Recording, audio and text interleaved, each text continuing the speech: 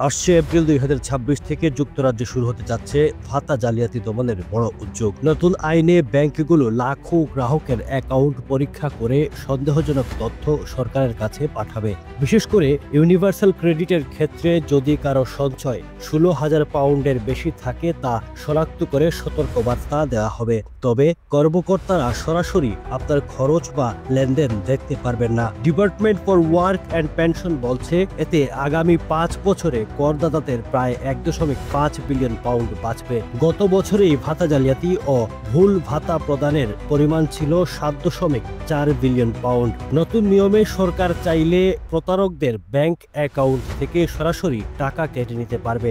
নিয়মিত টাকা ফেরত না দিলে এমনকি ২ বছরের জন্য ড্রাইভিং নিষিদ্ধ হতে পারে। তবে সমালোচকরা বলছেন এটি জনগণের উপর নজরবিহীন আর্থিক নজরদারি। অনেক নিরপরাধ পরিবার ও ভুলভাবে শাস্তির ঝুঁকিতে পড়তে পারে। Running a restaurant?